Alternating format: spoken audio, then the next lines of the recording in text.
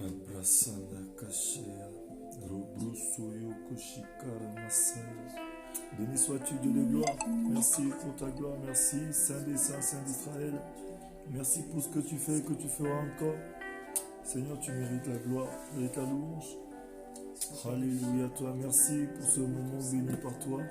Pour ce moment de partage éternel de la parole. Alléluia, toi Elohim. Alléluia, toi El Shaddai. Conduis dans ce moment de partage de la parole éternelle de gloire. Merci pour ta présence. Merci à toi, Dieu de gloire. Merci, Dieu miséricordieux. C'est à toi qu'appartiennent toutes choses éternelles. Rabrasanda Kashea. Merci à toi, éternel des armées. Alléluia, toi, Jésus. Tu es puissant, tu es vivant, Papa. Merci, Jésus. Alléluia, toi, éternel. Nous sommes dans ce moment de partage de la parole du Seigneur ce soir. Oui, éternel, ce moment nous le mettons à toi. Tous les frères, toutes les sœurs, toute personne connectée à ce moment éternel, nous le remettons à toi. Viens nous visiter, nous unifier, viens nous conduire à la dimension de ta gloire ce soir. Que ce moment soit un moment fructuellement béni, Seigneur. Alléluia, toi, Elohim. Rabrasanda Kashea. Merci à toi, Elohim. Merci El Shaddai, merci El Elyon. Merci Elohim. Nous voici dans ta présence ce soir. Alléluia, toi Jésus. Oui, bien-aimés, nous sommes dans notre moment de partage de la parole du Seigneur ce soir. Notre rendez-vous que nous avons fixé, et avec le Seigneur et avec les frères et les sœurs. Ce rendez-vous, nous sommes à l'heure du rendez-vous, excusez-nous parce que nous avons eu quelques minutes de retard. Mais vous savez, le Seigneur est là, il est avec nous, il est présent. Donc nous allons prendre quelques 2-3 minutes pour attendre quelques frères et sœurs de se connecter. Ceux qui vont voir la notification un peu en retard, ils vont se connecter afin que nous puissions commencer cette réflexion. Nous allons parler de la part du Seigneur, nous allons nous comprendre parce que notre thème ce soir c'est l'approbation de l'amour de Dieu ou l'approbation de Dieu. Nous devons comprendre certaines choses. Et sinon, c'est pourquoi, toi qui es connecté à ce moment, prépare ton cœur, libère-toi, parce que ce soir, je suis avec la servante du Seigneur qui va nous conduire dans ce moment. Je serai là en appui et nous allons parler de la part de Dieu. Donc, partagez au maximum, invitez un maximum de personnes à se joindre à nous. Ce moment est un moment béni pour tout un chacun de nous. Dispose ton cœur, prépare-toi, invite quelqu'un, partage partout sur les pages que tu peux partager, afin que nous soyons nombreux, que nous puissions ce soir faire quelque chose de merveilleux avec le Seigneur. Alléluia. Je vais laisser la place à la servante du Seigneur. D'ici 2-3 minutes, elle va nous conduire dans un moment de prière afin que nous puissions commencer. Amen, amen, amen, amen. Shalom à vous tous, mes frères et sœurs. Soyez bénis dans le puissant nom de Jésus-Christ de Nazareth. Alléluia. Oh, qu'il est doux et agréable aux frères de se retrouver dans la présence de ce bon Dieu. Nous disons merci pour le souffle de vie, éternel mon Dieu, mon roi. Merci parce que tu nous tiens éveillés, Père. Merci pour ta grâce qui nous sommes encore debout aujourd'hui sur la terre des vivants. Merci El Shaddai. Parce que tu nous fais grâce. Merci Dieu de gloire, Dieu miséricordieux. Merci Jésus. Pour ta vie, Père éternel. Merci pour ton amour qui se renouvelle en ce jour, éternel mon Dieu. Alléluia, toi. Shalom à tous les frères et sœurs qui se connectent en ce moment, Père, que ta grâce puisse se répandre sur leur vie, dans leur maison, éternel mon Dieu. Visite ce moment. Jésus, tu es Bénis Seigneur, ce moment Père. éternel. Tu es Dieu, Père. Glorifie-toi dans ces moments de partage. Oui, Seigneur, tu es bon. Nous élevons ton saint nom, éternel mon Dieu. Alléluia, toi, Jésus. Tu es Seigneur. Merci, Merci Seigneur. pour ta Merci grâce, pour ta Père. grâce. Merci pour la ta faveur. bonté, Père, Merci éternel. pour le privilège que tu nous accordes, Pour le souffle de éternel. vie éternelle. Oh, Jésus. Oui, Seigneur, nous Toi qui es avons si tant précieux besoin à de notre toi cœur, ce éternel soir. mon Dieu, mon roi. Viens nous guider, Oh, nous Jésus, conduire à la merci, dimension Seigneur. de ta gloire ce soir. Alléluia. Merci, Jésus. Rabrasanda Sois la gloire, la Kashea. louange, l'adoration. Sois élevé, sois couronné, saint des saints. Tu es Dieu, Père. Merci à toi, Béni soit ta Elohim. sainteté, éternel mon Dieu, Merci mon roi. à toi, El Shaddai. Yahweh, tu es Dieu. Alléluia, toi, Que Jésus. la gloire te Que soit toute la rendue. gloire te soit rendue ce soir, Seigneur. Jésus, Seigneur, tu es Dieu, tu es puissant, tu es vivant, tu es le magnifique. Oh Seigneur, merci à toi, Merci, Seigneur. Père. Béni sois-tu ce soir, Un Jésus. instant dans tes parvis vaut mieux que mille ailleurs, éternel mon Dieu, mon roi. Merci. Source d'eau vive, tu es Rabrasanda intarissable, Kashea. Père. Source Oh d'eau oui, vive, tu Saint es des saints, Saint intarissable, d'Israël. Père éternel. Sois élevé, sois Source béni. d'eau vive, tu es intarissable, Jésus, Père. merci à Inonde toi ce ce lieu, soir. inonde ce moment, Père. Jésus, merci à Inonde toi ce tout de soir. ta présence, source d'eau vive. Nous avons soif de toi. Merci, Saint des Nous saints, avons Saint tant besoin d'Israël. de toi, nous avons tant soif de toi, éternel mon Dieu, mon roi. Merci, Jésus. Jésus, nous avons soif de ta présence, soif de ta Merci, parole, Seigneur. soif de ta présence, éternel mon Dieu, Merci, mon roi. Soif de Jésus. ton esprit, éternel Père de gloire. Alléluia, toi. Tu es Dieu, Père. Béni soit ta sainte sainteté. Béni sois-tu, Seigneur. Te rendons la gloire, la louange et l'adoration, éternel mon Dieu mon roi. Te disons Alléluia, Père éternel. Hosanna à ton saint nom, éternel mon Dieu mon roi. Gloire et adoration, Père. Merci, Jésus. Merci pour ta présence, et Dieu, Père. Reçois la gloire, mon Reçois Seigneur, la mon Dieu mon roi. Reçois, Père éternel, le fruit de nos lèvres, éternel mon Dieu mon roi. Jésus, tu es Dieu. Merci, Seigneur. Père éternel, nous venons te confier dans tes saintes et divines mains ce moment de partage, Père éternel. Que le Saint-Esprit de Dieu puisse nous conduire, nous parler, nous enseigner en ce jour éternel. Nous nous remettons entièrement à toi, nous te disons prends la première place, Alpha et Oméga. Que nos bouches soient passées par le feu du Saint-Esprit, afin que nous ne puissions parler que de ta part. Que tout ce qui n'est pas de toi se taise maintenant, et que seul l'Esprit de Dieu puisse parler. Je viens te confier ce moment de partage dans tes saintes et divines mains. Nous te couronnons, roi, oh Jésus. Parle à nos cœurs, enseigne-nous, éternel, mon Dieu, mon roi, que tout soit pour ta gloire.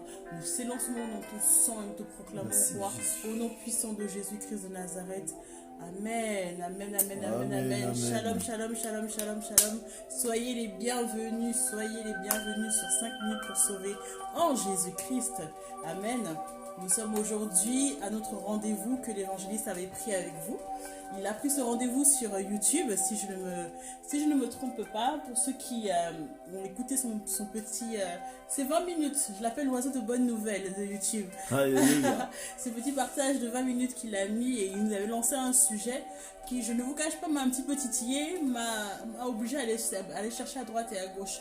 Mais avant d'entrer dans le vif du sujet, je voudrais partager avec vous une réflexion que j'ai entendue il y a quelques jours de cela. C'était un explorateur en fait qui parlait et qui disait ceci. Il parlait de l'eau. Il dit que l'eau, les flaques d'eau, une flaque d'eau qui n'est pas en mouvement en fait pourrie et sent mauvais.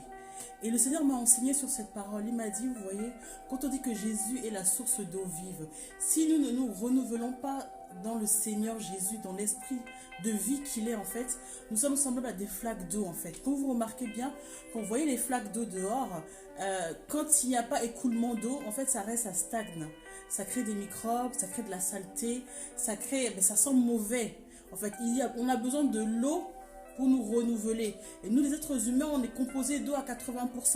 Donc, nous avons besoin de l'eau, de l'esprit, en fait, pour pouvoir nous renouveler. Parce qu'à un moment donné, quand tu ne te renouvelles pas, tu deviens comme une flaque d'eau.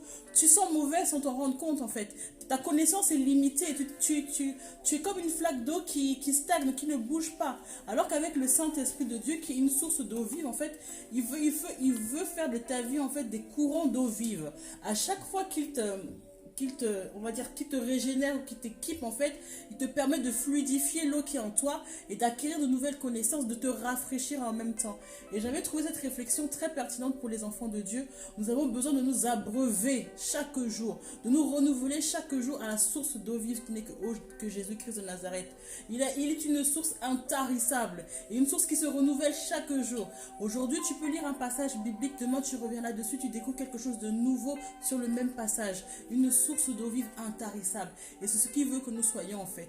Aujourd'hui, nous ne prétendons pas connaître tout de la Bible parce que personne ne peut connaître la parole en entier, ce n'est que le créateur de la parole. Mais par la source d'eau vive qui est le Saint-Esprit de Dieu, le même passage que tu as lu, par la source d'eau vive qui est ton frère, en fait, tu vois une autre dimension de cette parole et tu te renouvelles. Et c'est là où le Seigneur veut nous conduire aujourd'hui. Le Seigneur a mis un thème dans le cœur de notre évangéliste.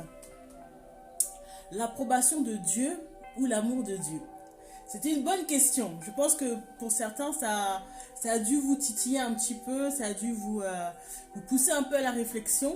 Et quand il m'a soumis ce thème, il m'a dit « Qu'est-ce que tu en penses ?» Parce qu'il me pose toujours des cols. Il me pose toujours des questions. Donc il m'a demandé « Qu'est-ce que tu penses de cela ?» Et directement, ce qui m'est venu à l'esprit, je ne vous ferai pas le résumé de ce qu'il a dit. Il faudrait que vous alliez sur YouTube pour pouvoir le voir. Amen. Amen. Oui, déjà. Allez sur YouTube pour pouvoir voir le résumé. Si vous n'êtes pas encore connecté à la page YouTube évangéliste Tédiavis Mapuka, vous pouvez vous connecter parce qu'il y a des petits messages que je mets sporadiquement de 15 à 20 minutes qui introduisent des thèmes comme celui-ci.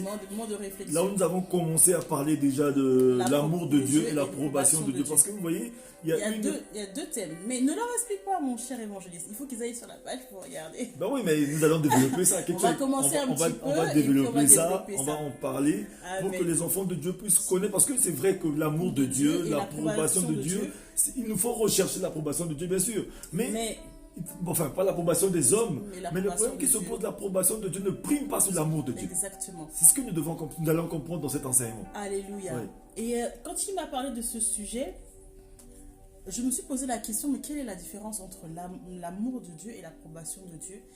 Et il m'a donné un exemple très simple. Il m'a parlé du roi Saul et du roi David. L'un avait l'approbation de Dieu et l'autre avait l'amour de Dieu. Amen. Et je me suis posé la question, mais comment en fait? Effectivement, l'un avait, quand je me suis posé la question, mais comment, il m'a amené en fait à aller à la racine du mot. En fait, pour pouvoir bien comprendre ce qui est la différence entre l'amour et l'approbation, il faut savoir ce que c'est que d'abord approuver, ce que c'est qu'approbation, avant de savoir ce que c'est que l'amour de Dieu. Nous parlons beaucoup de l'amour de Dieu, mais en fait, si beaucoup de nous, en fait, nous confondons l'amour de Dieu et l'approbation de Dieu. Beaucoup de chrétiens, en pensant avoir l'amour de Dieu, en fait, ils cherchent simplement l'approbation de Dieu. Alors que c'est pas ça que le Seigneur nous demande. Il veut que nous soyons... Mais la parole de Dieu est claire. Par faute de connaissance, le peuple périt. Le peuple est en train de mourir parce qu'il manque la connaissance. En fait, c'est la différence entre l'amour et l'approbation. Oui. Et je ne vous cache pas que j'étais dans le même cas. Parce qu'en cherchant l'approbation de Dieu, et derrière l'approbation de Dieu, même des fois... Nous cherchons l'approbation de Dieu derrière l'approbation des hommes. En se disant que si on a l'approbation des hommes, même des hommes de Dieu, forcément on a l'approbation de Dieu. Alors que ce n'est pas forcément la même chose. Il y a l'approbation des hommes, il y a l'approbation de Dieu et il y a l'amour de Dieu. C'est tellement profond ce que tu es en train de dire parce que les hommes peuvent nous approuver, mais par contre nous sommes en porte-à-faux avec le Seigneur. Exactement. On peut plaire à tout le monde, mais ne pas plaire à Dieu. Exactement. Alors que nous devons vivre pour un seul public qui est qui? Dieu. Tout simplement. C'est tout. Et des fois même, on a l'approbation de Dieu sans avoir son amour. C'est pour ça que je vous ai pris le cas du roi Saul et du roi David. Ben voilà, mais lorsque tu évoques, par exemple, lorsque nous sommes en train d'évoquer, nous avons l'approbation de Dieu, mais pas son amour, mais ça rejoint automatiquement ce qui s'est passé lorsque Dieu a dit à Moïse, avec le peuple, allez sur ce terrain, mais moi je ne serai pas avec vous. Ça veut dire que vous allez dans la mission du Seigneur sans le Seigneur. Sans le Seigneur, exactement. Parce que lorsqu'on fait la mission du Seigneur sans le Seigneur, c'est qu'on le fait, mais contre le Seigneur. On a l'approbation de Dieu, mais il n'est pas avec nous. C'est-à-dire que là, ça interpelle maintenant la volonté permissive de Dieu et la volonté véritable de Dieu. Exactement. Parce que la volonté véritable de Dieu est accompagnée de son amour. Exactement. Mais nous allons y aller pas à pas.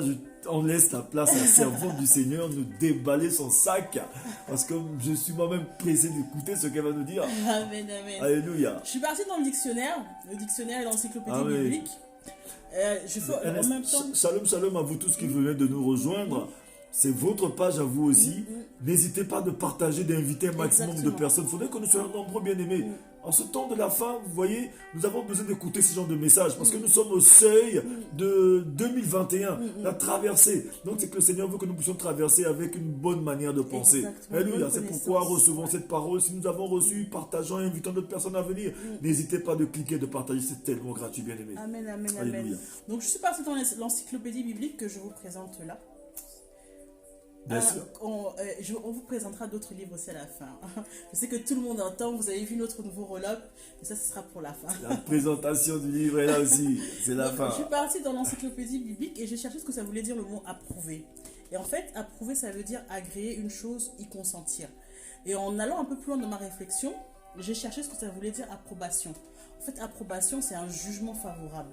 Donc, qu'on porte sur quelqu'un ou sur quelque chose. Donc, il y a une différence entre approuver et approbation. Approuver, c'est agréer.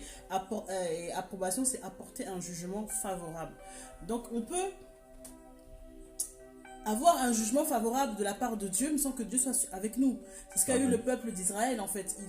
C'était le peuple d'Israël. Ils devaient aller sur la terre promise. Mais vu que leur comportement ne plaisait pas forcément à Dieu, il a approuvé le chemin qu'ils prenaient, mais il a décidé de ne pas les accompagner. Et c'est la différence qu'il fait, en fait. Quand vous voyez la vie du roi David et la vie du roi Saül, mais vous voyez qu'il y en avait un qui avait l'approbation de Dieu, parce que quand le peuple a choisi Saül comme roi, mais le Seigneur a approuvé. Il a donné son approbation.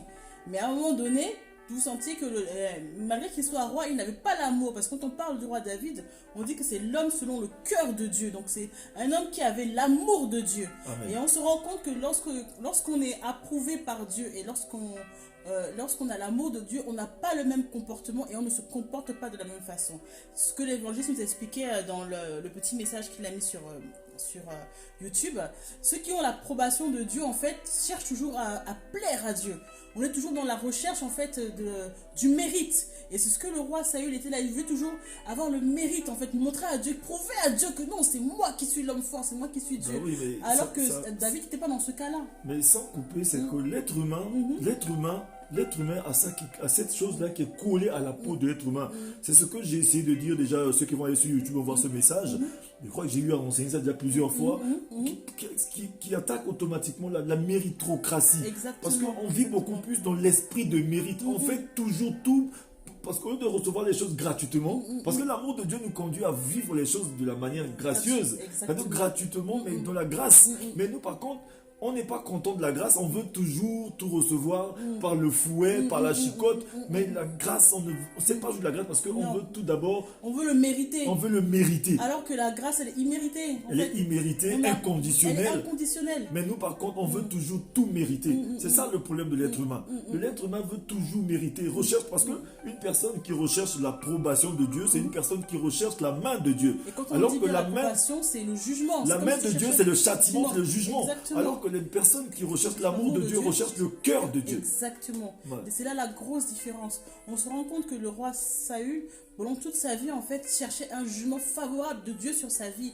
Alors que David ne cherchait pas ce jugement favorable, en fait. Il aimait Dieu, tout simplement. Et les personnes qui arrivent, en fait, à toucher le cœur de Dieu, malgré qu'ils pêchent, qui font des erreurs et autres, mais vous voyez que le Seigneur est toujours favorablement sur leur vie. Et c'est là où on ne comprend pas. Beaucoup d'entre nous, en fait, et moi la première, au début de notre vie chrétienne, en fait, on cherchait absolument l'approbation de Dieu. Il faut que Dieu m'approuve dans toutes les voies que je fais. Mais non, en fait, c'est pas ça qu'il faut que tu cherches.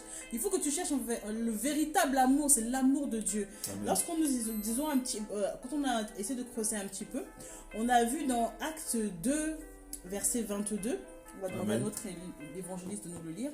Acte 2, je vais prendre pour ceux qui ont leur Bible, on va y aller. Il y aura déjà une question. L'approbation, c'est la bénédiction ou c'est différent? On va y arriver. Approbation, c'est la bénédiction ou c'est différent? On va y arriver. On va donner la définition. Posez vos questions. Vous pouvez écrire, poser vos questions. On va essayer de répondre pas à pas. Et même si on ne répond pas pendant le live, on vous répondra par message. Ne vous inquiétez pas. On mettra les réponses sur la page. Donc, Acte 2, verset 22. Amen. Lis la parole du Seigneur. Acte 2, verset 22. Qu'est-ce que la parole de Dieu nous dit? Nous dit, Israélites, écoutez ces paroles. Jésus de Nazareth, cet homme approuvé de Dieu devant vous, par les miracles, les prodiges et les signes que Dieu a fait par lui au milieu de vous, comme vous le savez vous-même. Là, on nous parle de Jésus-Christ, un homme approuvé par Dieu. Amen. Et quand on repart un petit peu aux définitions qu'on avait mis au départ, on dit un homme approuvé par Dieu, un homme agréé par Dieu. Donc Jésus-Christ, c'est un homme agréé par Dieu. Et lorsqu'on cherche un peu plus loin, parce que quand on regarde dans la définition d'approuvé, on a aussi le Romains 14 et verset 11, si je ne m'abuse, mon évangéliste. Je vais lire rapidement. Romains 14, allez dans votre Bible, pour ceux qui ont leur Bible. C'est important de vérifier dans les Écritures avec nous, vous savez. Romains 14, verset 18. Oui. Tout à fait. J'y suis. Verset 9, verset 18. Qu'est-ce que nous... Romains nous dit ceci.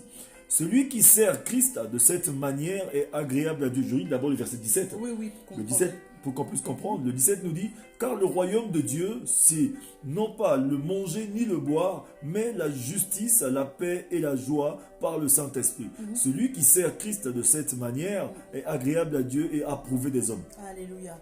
Celui qui sert Dieu de la manière de Christ est agréable à Dieu et approuvé aussi par les hommes. Ça veut dire, je pense que pour que je puisse essayer de décortiquer un tout petit peu très rapidement, c'est que un homme qui est agréable à Dieu, systématiquement il est approuvé des hommes. Parce que quand tu es déjà tu es déjà agréable devant le Seigneur, il faut être sûr que tu seras approuvé devant lui. Parce que tu n'as pas besoin de manigancer pour réussir. Parce que déjà, c'est-à-dire que tu as le privilège, tu as tout. C'est-à-dire que Dieu met ton estime dans le cœur de tout le monde. À ce moment-là, tu n'as pas besoin de manigancer pour réussir. Mais alors que lorsque nous recherchons d'abord l'approbation des hommes, ou bien, c'est-à-dire que cette manière de rechercher l'approbation des hommes nous conduit à ce que lorsqu'on est dans la présence de Dieu, on ne cherche que à prouver quelque chose à Dieu. Alors qu'on n'a pas approuvé. Mais je pense que j'ai un verset biblique qui va nous conduire à comprendre un peu cela, mais je laisse d'abord la servante de Dieu y aller. Amen, amen. Et pour revenir à la question que la sœur a posée, l'approbation de Dieu, est-ce que c'est la bénédiction? En fait, on nous a dit au départ que l'approbation, en fait, c'est porter un jugement. C'est la sœur, si on voit bien, c'est la sœur Tania. Bon, enfin, c'est Tan Marley, je sais pas. Oui. C'est la sœur Tania. Tania, d'accord, ok. Et quand on dit... Oui, c'est Tania, d'accord. Oui. Désolé, Tania, désolé, parce que comme ça a été abrégé et tout. Donc, quand on dit que l'approbation de Dieu, c'est un jugement favorable porté sur Dieu. Ça ne peut pas être la bénédiction, c'est un jugement. Oui. Une bénédiction, c'est pas un jugement. Parce que vous voyez un peu, c'est comme par exemple un enfant. Un enfant, par exemple, qui vit avec ses parents, mais qui a peur de faire des erreurs. Alors que nous sommes des enfants de Dieu. La parole de Dieu va nous dire dans le livre de Actes va nous dire, c'est le Acte 17-30. Sans tenir compte de nos temps d'ignorance, le Seigneur dit, sans tenir compte de nos temps d'ignorance, il appelle tout le monde à la repentance. C'est que le Seigneur, il sait que nous sommes ses enfants. Un enfant fait que des erreurs. Mais imaginez-vous un enfant qui ne fait jamais d'erreurs. C'est pas un enfant. Non. C'est pas un enfant, c'est un adulte. Mais comment nous pouvons ne pas faire d'erreurs? Le Seigneur sait que nous, tant que nous sommes encore sur la terre, nous ferons des erreurs. Mais ce que le Seigneur demande à un enfant qui fait des erreurs, qui vit dans son amour, c'est que si tu es tombé, un bébé aujourd'hui, votre bébé, nous qui avons des bébés, nous sommes des parents d'enfants.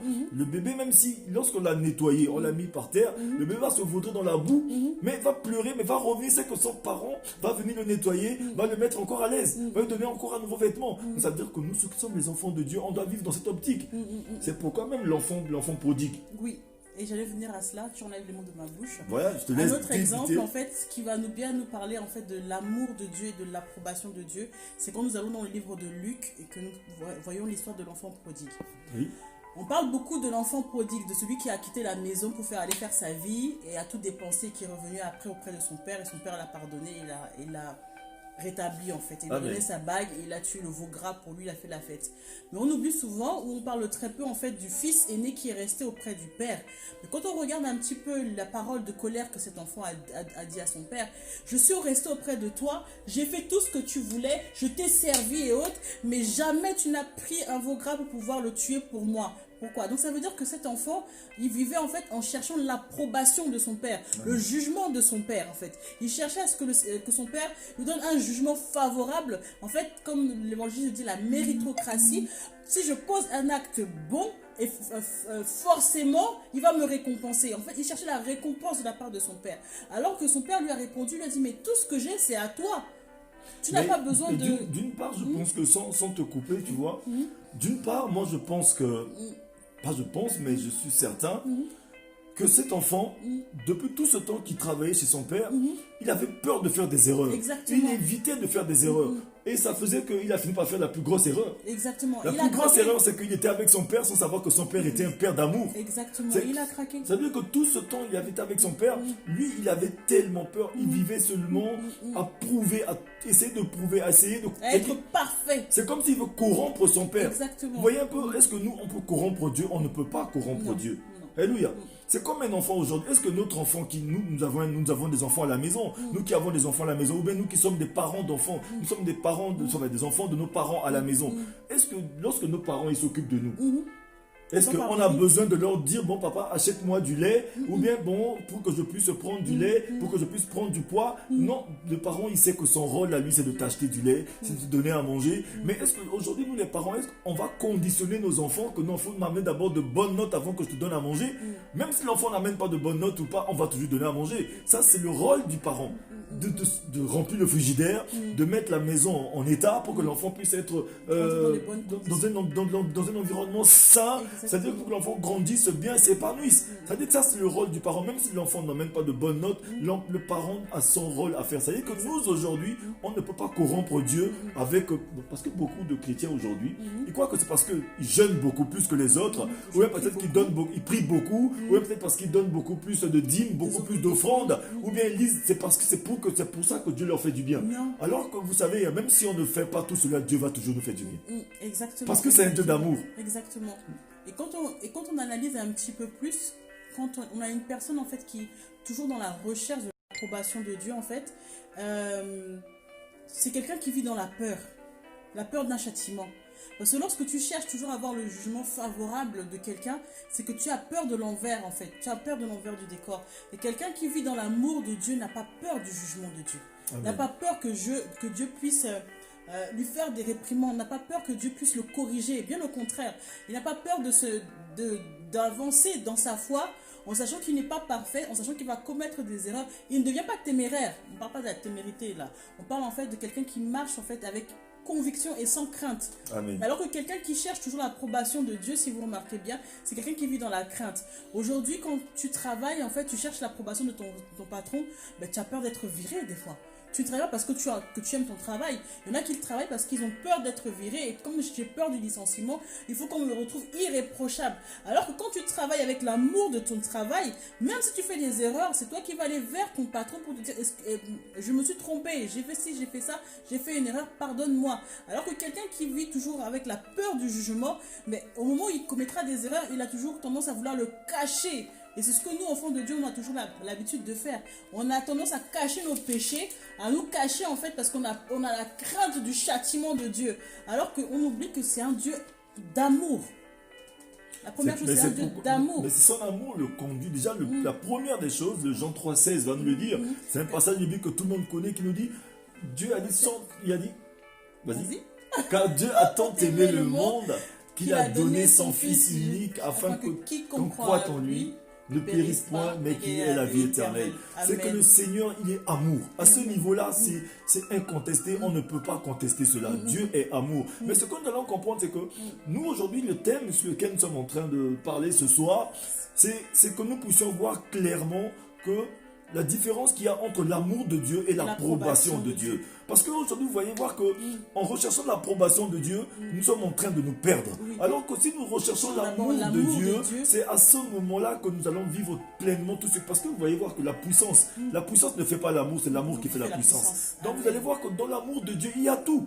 Lorsque nous recherchons, parce que la parole de Dieu nous dit que lorsque l'iniquité se sera accrue, la charité d'un plus grand nombre va se refroidir. C'est-à-dire que l'amour d'un plus grand nombre va se refroidir. Mais c'est pas l'amour de Dieu pour nous qui va se refroidir, mais c'est notre amour pour Dieu qui va se refroidir. Parce que notre amour pour Dieu, lorsqu'elle est conditionnée, nous d'abord, notre amour pour Dieu, elle est conditionnée par les choses matérielles. Par le mérite. Par le mérite. Alléluia. C'est un peu comme les enfants d'Israël, lorsqu'ils sont sortis d'Égypte, tellement qu'ils sont habitués au fouet. Mais ça veut dire que lorsque Dieu voulait leur donner du pain, la manne, des choses gratuitement, ils ne sont pas habitués avec ces choses-là. Ils voulaient la carotte et le bâton. C'est-à-dire qu'on me donnait la carotte, on me donnait le bâton, on me fouettait, eux ils aimaient un peu ces choses-là. Alors que le Seigneur, c'est un Dieu d'amour. Nous allons voir la parole de Dieu. Prenons la Bible dans le livre de 2 Timothée. 2 Timothée 2, verset 15. 2 Timothée 2, au verset 15. Je laisse la servante de Dieu va nous faire cette lecture. Amen. Donc 2 Timothée 2, verset 15. Rien que le verset 15 d'abord. D'accord. Efforce-toi de te présenter devant Dieu comme un homme qui a fait ses preuves, un ouvrier qui n'a point à rougir et qui dispense avec droiture la parole de la vérité. On va s'arrêter là. On dit, efforce-toi de te présenter devant Dieu comme un ouvrier qui n'a pas à rougir. Comme un ouvrier, c'est ça? Oui. Qui fait ses preuves. Qui a fait ses preuves. Et qui n'a pas à rougir. Et qui n'a pas à rougir. C'est-à-dire qu'à un moment donné, nous, on doit faire des efforts pour sortir du péché. On doit faire des efforts pour servir le Seigneur. On doit faire des efforts pour jeûner. On fait des efforts comme un ouvrier pour plaire à notre maître, pour plaire à Dieu. Ça, c'est vrai pour un début, on doit faire des efforts. Sans rougir, c'est-à-dire que sans murmure. C'est comme nous à l'armée. On nous dit, par exemple, la première base de la discipline de l'armée nous dit que la discipline faisant la force principale des armées, il importe que tout supérieur obtienne de ses subordonnés une obéissance entière et une soumission de tous les instants. Que les ordres soient exécutés, littéralement, sans hésitation ni murmure. Ça veut dire qu'à ce niveau-là, Dieu est le Dieu des armées. Nous aussi, c'est que c'est sans murmure. Nous sommes des soldats du Seigneur. On ne murmure pas. On se met au garde à vous. On avance et c'est tout ce que le Seigneur demande. C'est ça la marche par la foi. On avance sans réfléchir. On avance dans notre mission. Mais vous allez voir que quand on nous dit de nous efforcer, à un moment donné, tu t'efforces pour le faire. Mais on ne va pas vivre tout le temps que dans les efforts. À un moment donné, ça va devenir un style de vie. Parce que si on est tout le temps dans les efforts, pour fuir le péché, il faut les efforts. Pour aller à l'église, il faut faire des efforts. Pour jeûner, il faut trop d'efforts. Pour même tout, il faut toujours transpirer d'abord. Alors que à un moment donné, tu vas te fatiguer, tu vas abandonner. Parce qu'à un moment donné, tu vas t'abandonner. Alors que lorsque ça devient un style de vie, mais parce que tu le fais naturellement. Tu le fais naturellement parce que tu es dans l'amour de ton Père. Exactement. Et tu ne cherches pas l'approbation de ton Père. Tu marches en fait dans l'amour en fait. Tu vas voir que tout ce que tu fais, tu le feras facilement sans effort. Je prends un exemple littéraire en fait entre un homme et une femme. Amen. Amen. On prend l'exemple d'un couple. On se jure fidélité. Mais lorsque tu sais que ton mari t'aime et que tu aimes ton mari, mais aller chercher ailleurs là, ça ne va rien te dire. Amen. Parce que tu as l'amour. Mais si tu es dans ton mariage et que tu cherches à prouver à ton mari que tu es sainte, à prouver à ton mari qu'il n'est pas plus parfaite comme toi, à prouver, à un moment donné, tu vas craquer. Mais je pense que si tu as touché ce terrain, je vais essayer, on va essayer de partir un peu sur ce point. Vous allez voir que quand on parle de couple, c'est-à-dire que ce qui fait vivre un couple, ce qui fait qu'un couple peut durer, c'est que lorsque ce couple vit réellement, c'est-à-dire que dans la clairvoyance des choses, c'est que dans l'amour. Dans l'amour, dans la communion. Lorsque des gens, deux personnes qui s'aiment et qui s'unissent et qui se mettent ensemble, et qui ne se cachent rien, qui vivent réellement dans l'amour, ils ne se cachent rien. C'est-à-dire que l'amour, comme la parole de nous dit quand on va dans 1 Corinthiens 13, va dire que l'amour ne soupçonne pas, l'amour ne se vante pas. L'amour, c'est toutes ces choses-là, vous allez voir. Mais le problème de l'être humain, c'est que, comme je l'ai écrit ici, ce qui fait défaut dans toutes ces choses chez l'humain, que nous sommes et que nous avons un grand problème avec l'amour. L'être humain a un grand problème avec le mot amour. Sauf l'amour de lui-même, il ne sait pas s'aimer lui-même, il ne sait pas aimer son prochain et il ne sait pas aussi aimer son Dieu. C'est que l'être humain a un problème avec l'amour. Lorsque la parole de Dieu va nous dire que le Seigneur, dans le livre, quand on va dans 2 Corinthiens 5, je crois 17, 1 Corinthiens 5, 17, qui dit que le Seigneur était en Jésus-Christ en train de nous réconcilier avec lui. Il nous a donné le ministère de la réconciliation. Mais cette réconciliation commence, c'est-à-dire que nous devons nous réconcilier avec nous-mêmes, nous réconcilier avec notre prochain et nous réconcilier avec Dieu. Mais l'être humain a un problème avec l'amour, bien-aimé. Et c'est ça qui fait qu'on n'arrive pas à aimer Dieu. Et on cherche son approbation. On cherche son approbation parce qu'on a un grand problème avec l'amour, nous les êtres humains. C'est terrible. C'est ça qui fait qu'aujourd'hui, tout ce qu'on fait pour Dieu, on le fait seulement avec esprit de mérite. C'est-à-dire qu'on commence à idolâtrer les choses du Seigneur. C'est un peu comme cet homme-là qui était à la piscine de Bethesda. Il a fait 38 ans à la piscine parce que lui était connecté à un mécanisme. Mais il n'était pas connecté à l'amour de Dieu parce que le mécanisme l'a aveuglé. Ça fait que lorsque l'amour avec le grand A Jésus-Christ est arrivé, parce que dans l'amour il y a la guérison, dans l'amour il y a toutes sortes de choses qu'on veut, c'est dans l'amour de Dieu seulement. Et Dieu nous le donne, il nous donne gratuitement. Aujourd'hui vous allez voir que même la Bible que nous sommes en train de prêcher, bien aimé, on n'est pas en train de changer quoi que ce soit. Même si nous ne sommes pas en train de prêcher, Dieu va rester Dieu. La Bible même ne prouve pas l'existence de Dieu. Parce que c'est Dieu qui a créé les hommes qui ont fait la Bible. Rien ne prouve l'existence. On n'est pas en train de changer. On est en train de changer. Même si on ne le fait pas, Dieu va rester Dieu. Même si vous ne vous convertissez pas, Dieu va rester Dieu. Parce que même Enoch a connu l'enlèvement avant l'enlèvement. Mais c'est par amour. Parce qu'il aimait son Dieu. Il n'avait pas la Bible. Il n'y avait personne pour lui enseigner la parole de Dieu. Il n'y avait pas la Bible. Il n'y avait pas de pasteur. Il n'y avait pas d'évangéliste encore en ce temps. Mais il a connu l'enlèvement avant l'enlèvement. Mais nous allons voir aussi le cas de l'homme qui était à la piscine, qui était avec Jésus-Christ à la croix de Golgotha. Le brigand. Le brigand qui était avec Jésus à la croix de Golgotha. Mais ce brigand-là, bien aimé, vous allez voir que ce brigand, il n'a pas eu un pasteur.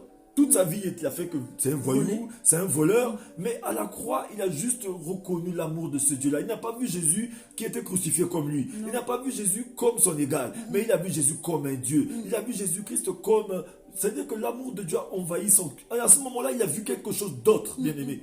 à chaque fois que tu vois Dieu dans sa dimension de Dieu, dans l'amour, bien-aimé, tout ce dont tu as besoin, tu jouis de ces choses-là viennent. Ça vient en ta possession. Alléluia. Alléluia. Amen. Amen. Donc vous voyez, le problème que j'étais en train de dire ici tout à l'heure, c'est que le problème de l'être humain, c'est un problème d'amour. On a tellement ce problème-là en nous, on ne sait pas aimer. Je pense que si tous les enfants de Dieu devaient dire, Seigneur, apprends-moi à aimer mon prochain, apprends-moi à m'aimer moi-même, parce que déjà nous, on ne s'aime pas, mais on veut que les gens puissent nous aimer. C'est ça. Et ça fait que c'est difficile, parce qu'une personne qui ne sait pas s'aimer et qui ne saura jamais aimer quelqu'un d'autre, mais comment va-t-il pouvoir aimer Dieu qu'il ne voit pas? C'est un problème. On n'arrive pas à aimer Dieu. C'est pourquoi tout ce qu'on fait, on fait seulement dans l'esprit de mérite. Alors que la parole de Dieu nous dit, quand on va dans Éphésiens, on peut lire Éphésiens très rapidement. Éphésiens 1, à partir du verset 11.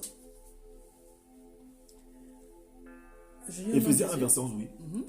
En lui, nous avons été désignés comme héritiers, ayant été prédestinés suivant le plan de celui qui met tout en œuvre conformément aux décisions de sa volonté. Amen. Vous voyez ici, la parole nous parle ici, ce passage biblique de Éphésiens 1, verset 11, nous montre la souveraineté de Dieu. La souveraineté de Dieu, c'est quoi? La souveraineté de Dieu, c'est sa capacité à lui de décider toute chose seule selon sa seule décision de sa propre volonté à lui. C'est que Dieu ne peut pas être corrompu, bien-aimé. Il nous a connus avant la fondation du monde. Il nous a aimés dans son sein, pendant que le monde n'était pas encore monde, pendant que la terre n'était pas encore terre. Mais nous, on était déjà dans le sang de Dieu. Il nous avait déjà aimés. Nous sommes un peuple choisi, une nation sainte que Dieu s'est choisi. Alléluia. Il nous a aimés. C'est pourquoi il veut que tout le monde parvienne à la connaissance de la vérité pour être sauvé. Malgré tout ce que l'homme a fait, Dieu est toujours venu à la rescousse. Toujours. Il est toujours venu. Aujourd'hui, même par amour, il est en train de passer par nous pour que nous puissions comprendre que son amour est plus grand que toutes ces choses-là, bien-aimés. Dieu ne veut pas seulement nous bénir et partir. Non, il veut rester avec nous. Parce que s'il nous bénit comme avec Moïse, il a dit, Moïse, dis à ce peuple, bon, je vous envoie des anges, et ils vont peut-être tuer les Chaldéens, ils vont vous libérer le passage, vous allez partir, mais moi je ne serai pas avec vous. Mais bien aimé, si Dieu nous laisse partir avec la bénédiction, mais sans lui, mais cette bénédiction va nous tuer plus tard. Bien sûr. Dieu ne veut pas seulement nous bénir et nous laisser partir, parce qu'il nous a déjà bénis, mais il veut vivre avec nous, il veut cohabiter avec nous. C'est ce que le Seigneur il veut, c'est pourquoi il veut que nous puissions sortir de l'esprit de mérite. L'esprit de mérite nous conduit à l'idolâtrie. On commence à tout idolâtrer. Alléluia. C'est ça, parce que le mérite est collé à la peau de l'être humain. C'est ça.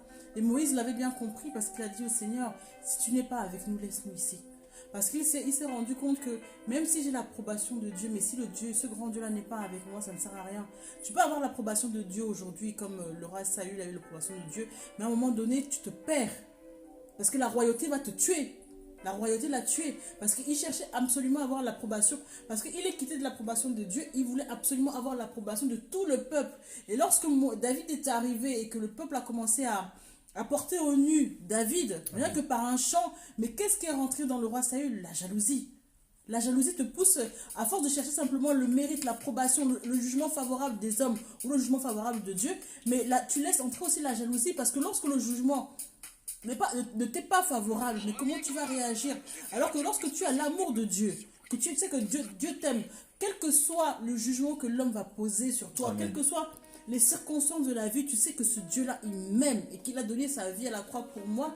Mais ça te permettra de te relever de toute situation. Et David avait ça en fait. Il était l'homme selon le cœur de Dieu parce qu'il avait une relation avec... Il savait que Dieu l'aimait.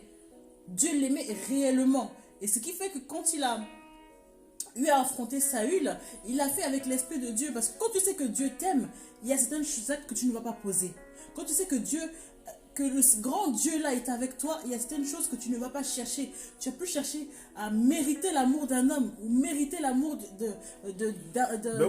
d'un dirigeant ou mériter l'amour d'un pasteur. Aujourd'hui, nous sommes en train de courir pour chercher l'amour des hommes, pour chercher l'approbation des hommes, pour prouver aux hommes qu'on est encore là, juste parce qu'on ne se sent pas aimé encore de Dieu. Parce que la parole nous dit que la main de Dieu n'est pas courte pour toucher, ni son oreille trop dure pour entendre. C'est un Dieu d'amour. Vous allez voir qu'on nous donne tout gratuitement, par grâce, mais nous, jamais nous voulons toujours tout payer, souffrir d'abord. Parce que tant que je n'ai pas souffert, tant qu'on ne m'a pas tapé, non mais comment Dieu va nous donner ça gratuitement? Alors que Dieu donne tout gratuitement, c'est par grâce. c'est pas par mérite, c'est inconditionnel. Aujourd'hui, nous avons la vie parce que Jésus a dit que moi, je suis venu afin que mes brebis aient la vie, mais qu'elle soit dans l'abondance. Mais nous, qu'est-ce qui fait que nous n'arrivons pas à vivre dans l'abondance? Pourquoi tout est devenu caduque? Tout est devenu tellement difficile pour les chrétiens? Juste parce que le amour a tellement disparu dans le cœur. Notre cœur est vide. On n'arrive pas à aimer notre prochain. Regardez un peu toute la gangrène, tout ce qui se passe dans le monde, les guerres par-ci par-là, les gens s'entretuent. Tout ça parce que le A de amour là a disparu. Parce qu'un enfant de Dieu qui vit pleinement dans l'amour n'a pas de problème avec l'humilité. Non. Un enfant de Dieu qui est dans l'amour n'a pas de problème avec le pardon. Tu m'enlèves les mots de la bouche. Vous voyez un peu ce qui se passe? Pourquoi on a des problèmes avec le pardon? C'est parce qu'il n'y a pas l'amour. Amen. On a des problèmes avec le péché parce que l'amour n'est pas là. Aujourd'hui, les enfants de Dieu, est-ce qu'on ne fuit pas le péché? On ne fuit pas le péché par crainte. On fuit le péché par amour. Parce qu'aujourd'hui, les enfants de Dieu se sanctifient juste par crainte, parce qu'ils ont peur. Parce que lorsque tu as peur de Dieu, c'est parce que tu te sens coupable de quelque chose. Qu'est-ce qui nous conduit à la culpabilité? C'est parce qu'on n'est pas assez aimé. Une personne qui n'est pas assez aimée va chercher souvent à prouver, à essayer de gagner la confiance. Alléluia. À essayer par voies et moyens. Non, parce qu'il faut que je jeûne un peu plus. Voilà. Bien aimé, même si on ne jeûne pas, Dieu va toujours nous faire du bien. C'est ça. Même si on ne prie pas, Dieu va toujours nous faire du bien. Parce que c'est un Dieu d'amour. Exactement. Et vous remarquez, des fois, quand on arrive dans les églises, on va avoir un converti qui est là depuis des années, en fait, qui jeûne, qui prie, qui est assidu et tout. Mais pour avoir la bénédiction de Dieu, c'est très difficile. Mais tu vas avoir un jeune croyant qui vient d'arriver fraîchement dans la foi, qui se rend compte que ce Dieu-là l'aime tellement, mais tout ce qu'il va demander, mais tout va lui être favorable. Et tu te demandes, mais comment il fait? Non, simplement lui, il ne cherche pas à prouver ou à avoir un bon jugement, non. Tout ce qu'il a cherché, c'est l'amour de Dieu, tout simplement. Et c'est ce que le Seigneur veut nous faire comprendre. Il faut qu'on arrive à... Quand tu ne connais pas la différence entre l'approbation et l'amour, en fait, tu fais cette erreur de toujours chercher la main de Dieu. Parce que comme l'évangéliste nous l'a si bien expliqué, l'approbation de Dieu, c'est sa main. Tu cherches simplement avoir sa main qui te bénit. Mais l'amour de Dieu... Parce que si c'est seulement la main que tu cherches qui te bénit, mais il y a un châtiment derrière. Exactement. Parce que même main qui te bénit, c'est la même main qui te chicote aussi. Voilà, parce que c'est le jugement que tu cherches. C'est la loi. Parce que tu cherches à vivre selon la loi. Parce que tu évites de faire des erreurs, de faire des entorses. Et ça fait que le jour que tu fais juste les entorses, mais tu auras un châtiment derrière. Mais lorsque tu vis dans l'amour, tu sais que même si tu tombes, tu vas te relever, tu vas revenir. Il a dit, si mon peuple est sur qui invoquer mon nom, s'il s'humilie. Parce qu'une personne qui vit dans l'amour de Dieu n'a pas de problème avec l'humilité. Il va s'humilier, il va dire, papa, je sais que j'ai détruit ça. Je sais que je suis tombé. Mais je viens demander pardon pour que tu me pardonnes comme tu l'as dit.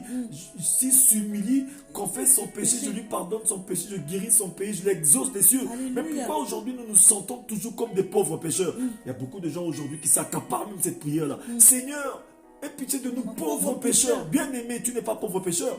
Pourquoi tu ne peux pas dire que Seigneur, aie pitié de moi, justifié? Hey, déclare que tu es justifié. Mais nous nous considérons toujours comme des pauvres pécheurs. Toujours, Seigneur, mais tu es pauvre pécheur toute ta vie, bien-aimé. Vous savez, quand est-ce que tu vas dire que je suis justifié? Comment tu vas dire que je suis sauvé? Seigneur, je suis tant sauvé. C'est à cause de moi que Jésus est mort à la croix de Golgotha. Bien aimé, pourquoi ne peut pas dire? Vous savez qu'il y a une chose que j'ai souvent pu pas comprendre dans la parole du Seigneur. C'est que lorsqu'on vient demander pardon à Dieu, on ne demande pas pardon pour être pardonné. On demande pardon parce qu'on est pardonné. On ne fait pas du bien pour être sauvé. On fait du bien parce qu'on est sauvé. Exactement. Parce que vous allez voir que le Dieu que nous prions, c'est un Dieu d'action. C'est un Dieu qui n'est pas un Dieu de réaction. Parce que la réaction, c'est lorsqu'on a agi, ça n'a pas marché, on réagit. Mais par contre, l'action, c'est une seule fois. Dieu n'a agi qu'une seule fois. Jésus-Christ est mort à la croix une fois. Ça veut dire que si aujourd'hui, toi, tu viens dire, bon Seigneur, c'est parce que tu as demandé tellement pardon que Dieu t'a pardonné. Moi, imagine que tu vas pécher encore demain, tu vas encore demander pardon, il va encore te pardonner. Ça veut dire qu'à chaque fois que tu demandes pardon, il prend Jésus, il met à la croix de Golgotha pour toi. Bon, si tu refais le même péché 10 fois, il va crucifier Jésus-Christ 10 fois. Non. Bon, s'il y a 10 personnes qui font 10 péchés 10 fois, bon, il va crucifier Jésus combien de fois? Alors qu'il a crucifié qu'une seule fois. Alors que le seul calcul que nous devons faire, c'est de prendre notre présent, de l'associer au passé de Dieu. L'associer au passé de Dieu égale notre futur. Parce que là où tu es en train d'y aller, Dieu est déjà passé par là. Hein, bien aimé? C'est-à-dire que nous, aujourd'hui, on ne peut pas corrompre Dieu. Tout ce qu'on fait seulement dans l'accomplissement. C'est pourquoi on a besoin seulement de nous accaparer l'amour de Dieu. Rechercher l'amour de Dieu. Dieu, c'est un Dieu d'amour. C'est pourquoi vous allez voir que quand la parole de Dieu nous dit rechercher la justice de Dieu et son royaume, toutes choses nous sont données que par-dessus. C'est-à-dire que c'est du surplus. Mais vous allez voir qu'un enfant de Dieu qui vit à rechercher que l'approbation de Dieu. C'est-à-dire qu'un enfant de Dieu qui a peur du châtiment, qui a tout le temps peur de Dieu, cet enfant de Dieu-là, même lorsqu'il est béni, il n'est pas à l'aise dans sa bénédiction. Il se sent coupable même de sa bénédiction. Amen. Et il aura des réactions bizarres. C'est pourquoi aujourd'hui, vous allez voir que nous avons souvent tendance à voir un enfant de Dieu qui a mis sa vie en ordre, qui est béni. On va dire que non, c'est un magicien. Non, il est franc-maçon.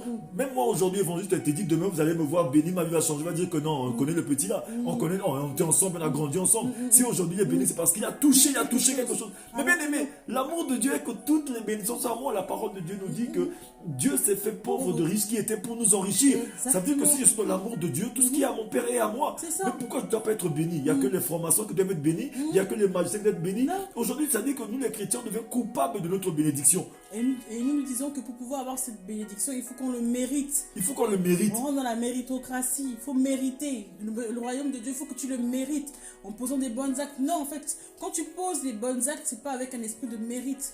Tu le poses parce que c'est la nature de Dieu. C'est la nature de l'amour. Mais ça rejoint la foi. Parce qu'on ne peut pas parler de l'amour de Dieu sans parler de la foi. Parce que c'est la parole, parce qu'il faut être agréable. C'est pourquoi tout à l'heure, nous avons lu ce passage de Romains qui nous disait que lorsqu'on est agréable à Dieu, à ce moment-là, on est approuvé des hommes. Alors que la parole nous dit que sans la foi, nul n'est agréable à Dieu. Mais pour être agréable à Dieu, il faut faire intervenir la foi. Et maintenant, la foi, maintenant aussi, sans les œuvres, elle est morte. C'est pourquoi nous avons maintenant, il faut d'abord vivre dans la foi et maintenant poser les œuvres de la foi. Maintenant, ça veut dire que pour que cette foi soit visible. C'est ça le problème de l'être humain. Nous allons lire un passage qui va nous conduire aussi. La servante va nous lire ça.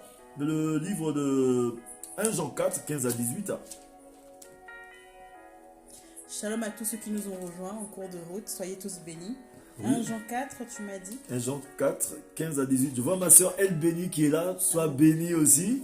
Mais continuons de partager un maximum de personnes. Nous sommes en train de parler, nous sommes sur le plateau de 5 minutes pour sauver. Nous sommes en train de parler de l'amour de Dieu ou l'approbation de Dieu. Pour ceux qui nous ont rejoints en retard, vous n'êtes pas en retard, vous êtes au bon moment et à la bonne place. Multipliez les partages, invitez les frères et les sœurs parce que nous sommes en train de nous édifier. Je lis donc 1 Jean 4 à partir du verset 15 qui dit ceci. Celui qui déclare publiquement que Jésus-Christ est fils de Dieu demeure en lui et lui en Dieu. Or, nous avons connu l'amour de Dieu pour nous et nous y avons cru.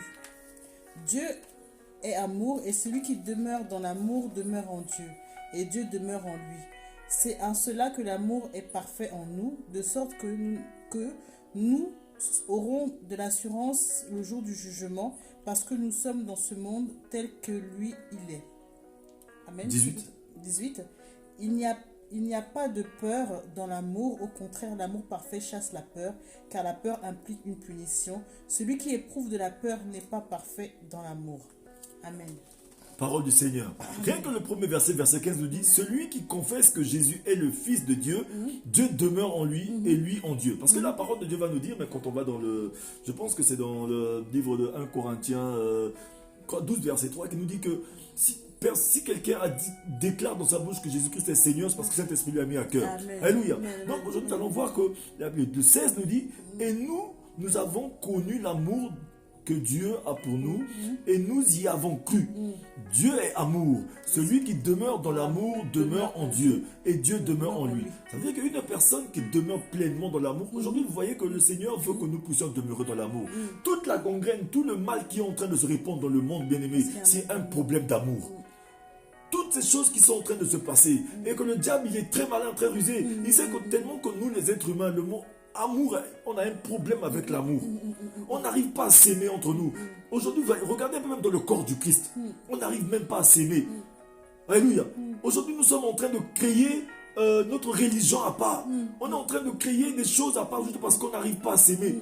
On choisit les gens qui nous ressemblent d'abord, alors qu'on doit aimer tout le monde. Une personne qui dit qu'il aime Dieu doit aimer tout le monde. On ne fait pas de ségrégation. L'être humain a un problème avec l'amour. Aujourd'hui, moi, je ne peux pas automatiquement parler de l'amour de Dieu avec les hommes. Cette relation, je parle d'abord de la relation de l'homme à l'homme d'abord. Parce que l'homme a un problème de aimer son frère. Une personne qui sait aimer son frère n'a pas de problème pour aimer son Dieu. Alléluia. Parce que tu ne peux pas aimer ton Dieu.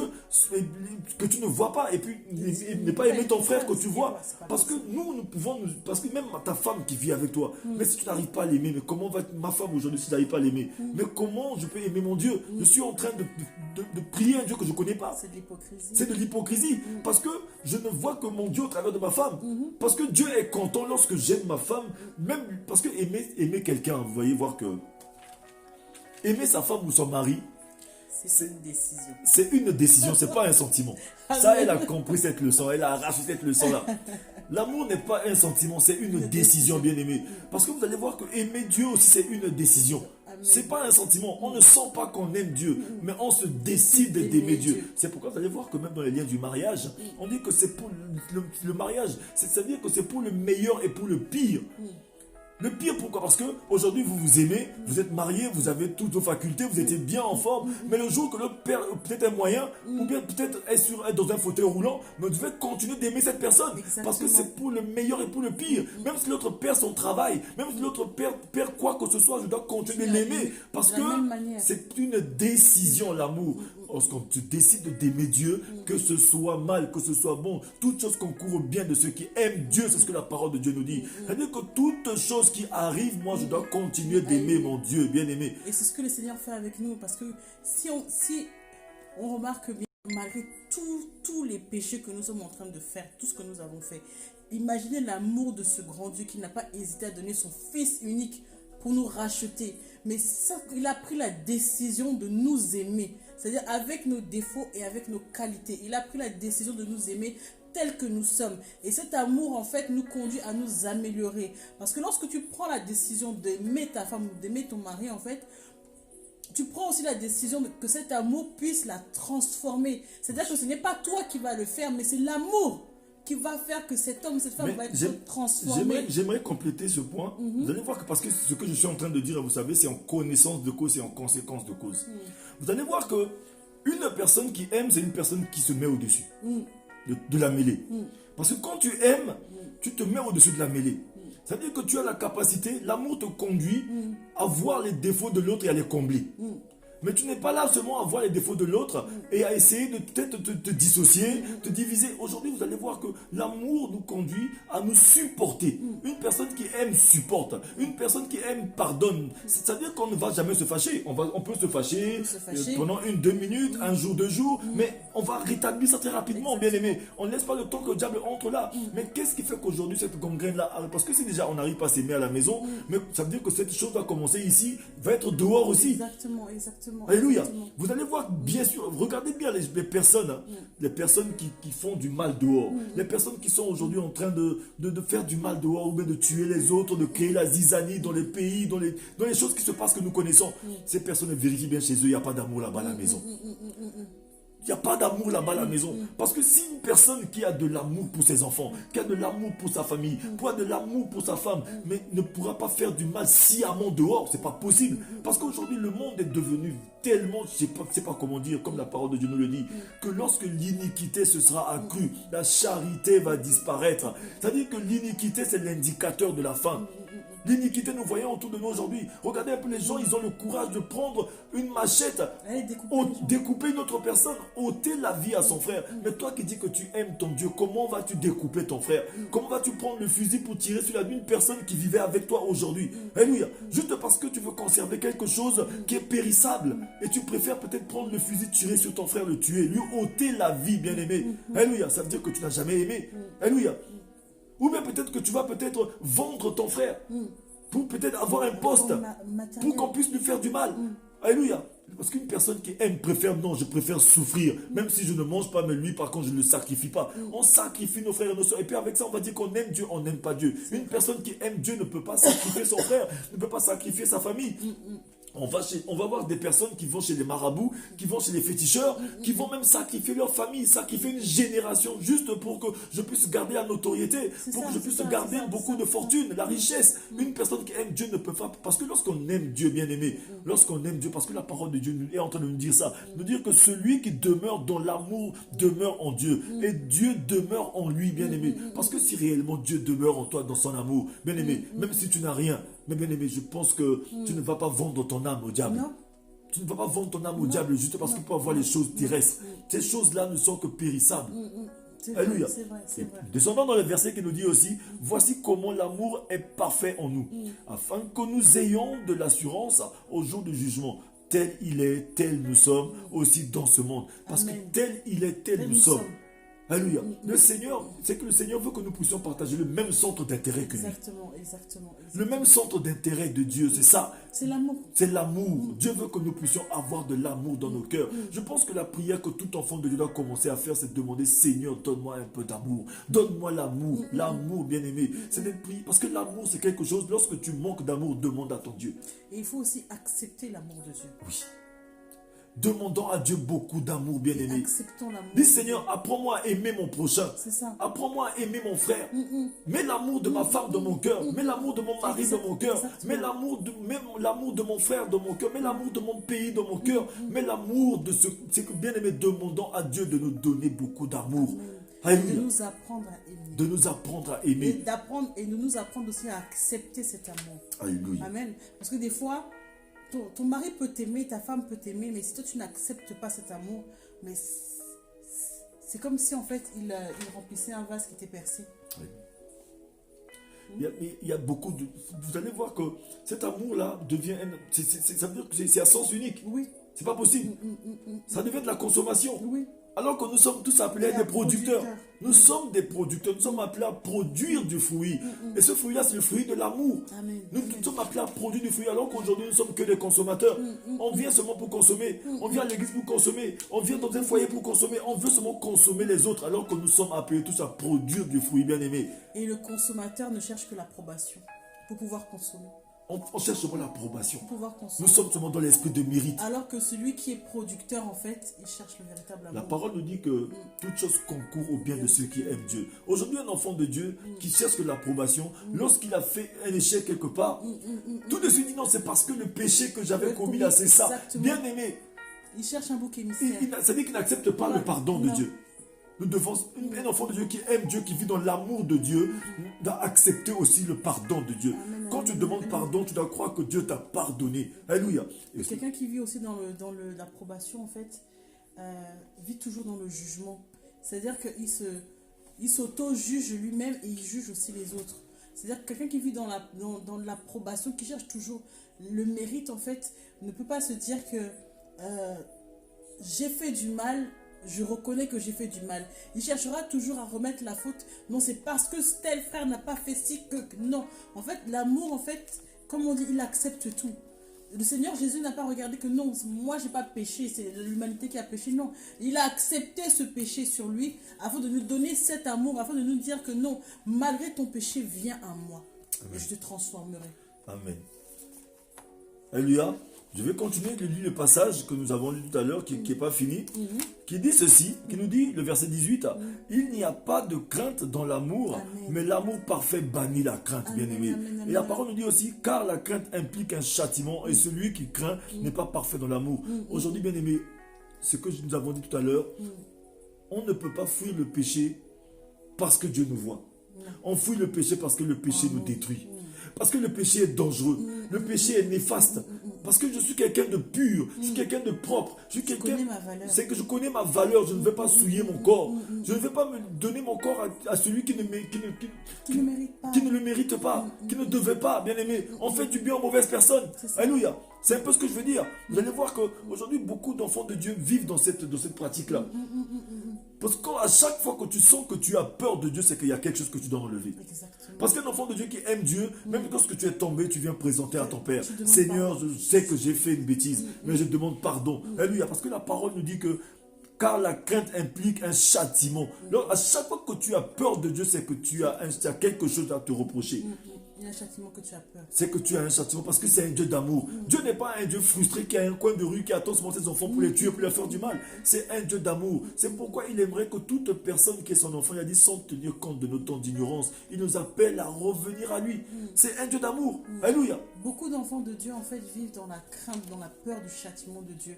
Ce qui font qu'ils n'arrivent pas à les aimer. Au début de notre conversion, je parle de moi particulièrement, j'avais tellement peur du châtiment de Dieu que tu te demandes mais comment. Et comment ce Dieu-là peut m'aimer? Comment je peux aimer ce grand Dieu? Mais lorsque tu rentres réellement dans son amour et que tu n'as plus la crainte du châtiment, tu n'as plus la crainte du fouet, tu n'as plus la crainte de la réprimande, tu n'as plus la crainte du brisement. Parce que lorsque tu as peur même d'être brisé, parce que lorsqu'on entend brisement, on se dit, ya, c'est quoi ce truc? Donc ça veut dire que le Seigneur va me faire du mal, alors que non. Généralement, quand on rentre dans la foi et que, à force d'entendre des grands mots comme brisement, comme ceci, on a la peur de ce grand Dieu, alors que c'est un Dieu qui est amour. Parce que avec son amour, même lorsque tu rentres dans le désert, comme tu sais qu'il est avec toi, en fait, tu ne sentiras pas que tu es dans un désert. Tu sentiras que tu es dans l'école de formation. C'est vrai que c'est dur, c'est vrai que tu auras à pleurer, mais quand tu pleures, tu sais qu'il y a le consolateur qui sera là pour te consoler. Mais tant que tu as la crainte, d'où le passage nous dit, en fait, tant que tu as la crainte, c'est que tu as peur d'un châtiment. Et quand tu as peur d'un châtiment, c'est qu'il y a quelque chose en toi que tu te reproches encore. Et c'est que tu n'as pas encore saisi véritablement ce que c'est que l'amour. Et en fait, c'est comme un enfant qui vit avec ses parents à la maison et il a peur de son père, il a peur de sa mère. Et généralement, il a peur de faire des erreurs. Il a peur de faire des erreurs, il a peur même d'ouvrir le frigo, il a peur même de... Mais une minute est dépassée là, mince, c'est sûr que je vais m'en prendre une en fait. C'est pas ça l'amour. Un véritable enfant, quand il se sait aimer, il sait qu'il a fait une faute, il n'a pas peur d'aller devant son père et dire, Seigneur, je reconnais que j'ai fait une faute. Un enfant qui sait qu'il est aimé, même si tu lui as donné le couvre-feu à 20h et qu'il est 21h, il n'a pas peur de rentrer chez lui. Il sait qu'il va être réprimandé, mais il n'a pas peur de rentrer chez lui. Si, en tant qu'enfant de Dieu, quand tu sais que tu as péché, que tu as peur de repartir chez ton père, c'est qu'il y a un problème. C'est qu'il y a un problème. C'est qu'il y a un problème. Le Seigneur veut que nous puissions sortir de cet esprit de mérite. Parce que nous sommes tout le temps en train de chercher le mérite. Parce que la bénédiction que Dieu nous a donnée, au lieu que ce soit, parce que la parole nous dit que la bénédiction de Dieu se fait sur d'aucuns chagrins. Mais par contre, nous, la bénédiction devient, c'est-à-dire que ça devient pour nous une source de douleur. Parce que nous commençons à chérir la bénédiction, nous commençons à aimer la bénédiction plus que Dieu. C'est-à-dire que nous commençons à idolâtrer la bénédiction. C'est ça le mot. Parce qu'un enfant de Dieu, lorsqu'on commence à idolâtrer la bénédiction, vous allez voir qu'à ce moment-là, on commence à chagriner le cœur du Seigneur. Alléluia. Parce que lorsqu'on aime Dieu, on doit... Parce que la parole nous dit que tu aimeras ton Dieu plus que tout.